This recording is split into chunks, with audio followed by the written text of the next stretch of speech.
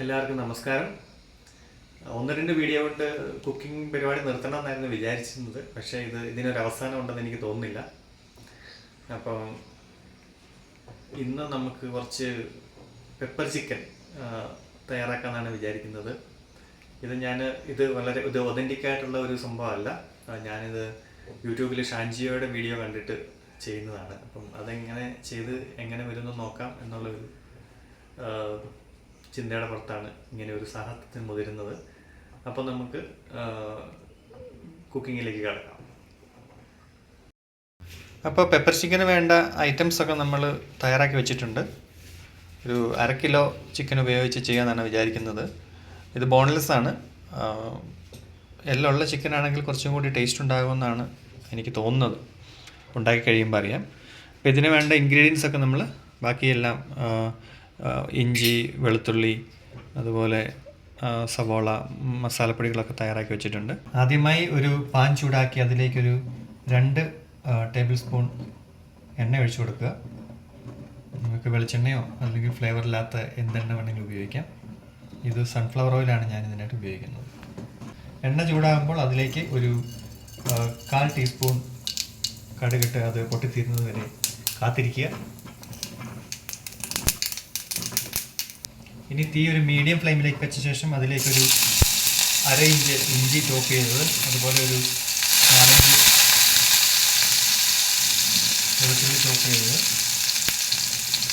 കൂടി ചേർത്ത് അല്പനേരം ഇളക്കുക.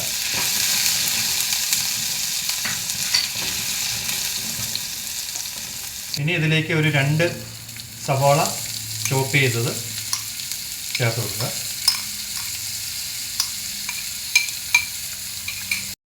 അതിലേക്ക് ഒരു 1/2 ടീസ്പൂൺ ഉപ്പ് ചേർത്ത് കൊടുത്തിട്ടുണ്ട്.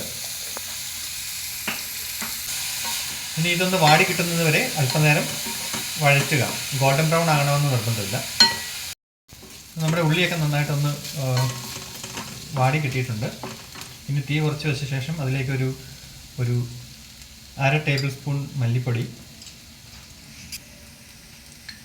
ഒരു 1/2 ടേബിൾ സ്പൂൺ ക്രഷ് ചെയ്ത കുരുമുളക് പൊടി, 1/2 ടീസ്പൂൺ മുളക് പൊടി, ഒരു 1/2 ടീസ്പൂൺ ഗരം മസാല, ഒരു 1/4 ടീസ്പൂൺ മഞ്ഞൾപ്പൊടി. ഇത്രയും ചേർത്ത് ഇതിൻ്റെ ആ ഒരു റോ ഫ്ലേവർ പോകുന്നത് വരെ ഒന്ന് ഇളക്കി കൊടുക്കുക. ഇനി ഇതിലേക്ക് ഒരു 1/4 കപ്പ് തൈര് ചേർത്ത് ഇളക്കുക.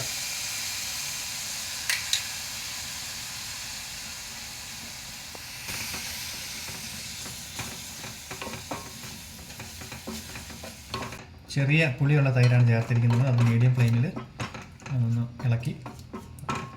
ഇനി ഇതിലേക്ക് നമ്മൾ കഴുകി തയ്യാറാക്കി വെച്ചിരിക്കുന്ന 1/2 കിലോ ബോൺലെസ് ചിക്കൻ ചേർത്ത് നന്നായിട്ട് ഇളക്കി യോജിപ്പിക്കുക.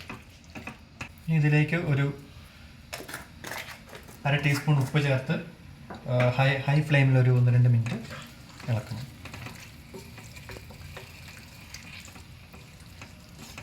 ഇനി ഇത് അടച്ച് വെച്ചൊരു മീഡിയം ഫ്ലെയിമിൽ ഒരു 6-7 മിനിറ്റ് കുക്ക് ചെയ്യുക. ഇപ്പോൾ ഒരു 6-7 മിനിറ്റ് ഇത് കുക്കായിട്ടുണ്ട്. ഇനി നമ്മളിതിലേക്ക് കുറച്ച് കറിവേപ്പില ആഡ് ചെയ്തിട്ട് അതൊന്ന് ഇളക്കി യോജിപ്പിക്കും.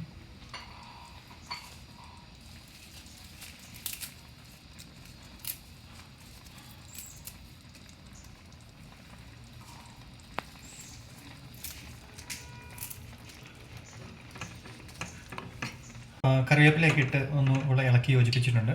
ഇനി നമുക്കിത് മൂടി വെച്ച് വീണ്ടും ഒരു 6-7 മിനിറ്റ് നേരം കൂടി വേവിക്കാം. വീണ്ടും ഒരു 6-7 മിനിറ്റും കൂടെ നമ്മളിത് അടച്ച് വെച്ച് കുക്ക് ചെയ്തു.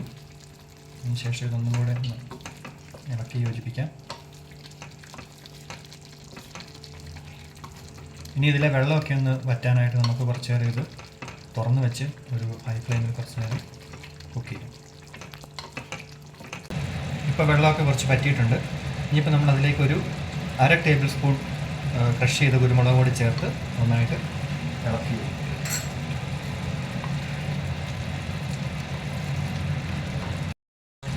അപ്പോൾ നിങ്ങൾക്ക് ഒരു സെമി ഗ്രേവിയൊക്കെ വേണമെങ്കിൽ ഈ ഒരു പരുവത്തിൽ ഇത് വാങ്ങി വെച്ച് ഉപയോഗിക്കാവുന്നതാണ്. നമുക്ക് ഇച്ചിരി കുറച്ചും കൂടി ഒന്ന് ഡ്രൈ ആക്കാൻ ആഗ്രഹമുണ്ട്. അതുകൊണ്ട് കുറച്ച് നേരം കൂടി ഒന്ന് ഈ വെള്ളം ഒന്ന് വറ്റുന്നവരെ ഒന്ന് തുറന്ന് വെച്ച് ഉപയോഗിക്കും. അപ്പോൾ നമ്മുടെ സ്വാദിഷ്ടമായ പെപ്പർ ചിക്കൻ തയ്യാറായി കഴിഞ്ഞു. ഇനി നമുക്ക് ഇതിനെ ഒരു സെർവിങ് ബൗളിലേക്ക് മാറ്റി ചോറിൻ്റെ കൂടെയോ പൊറോട്ടയുടെ കൂടെയോ ചപ്പാത്തിയുടെ കൂടെയൊക്കെ കഴിക്കാവുന്നതാണ്. എങ്ങനെയുണ്ട് നമുക്കൊന്ന് ടേസ്റ്റ് ചെയ്ത് നോക്കാം.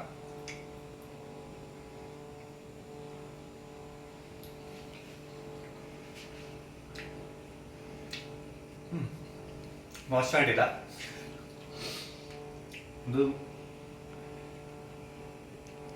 ഇതിനകത്ത് ഒത്തിരി മസാലയൊന്നുമില്ല. മെയിനായിട്ടും പെപ്പറിൻ്റെ ഒരു ടേസ്റ്റാണ് ഇതിനകത്ത് മുമ്പോട്ട് നിൽക്കുന്നത്.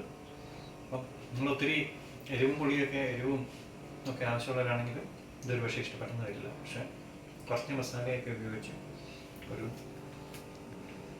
ഭേദപ്പെട്ട ഒരു ചിക്കൻ ഡിഷാണ് ചിക്കൻ പെപ്പർ റോസ്റ്റ്. അപ്പോൾ എല്ലാവരും ട്രൈ ചെയ്ത് നോക്കുക. Thank you so much.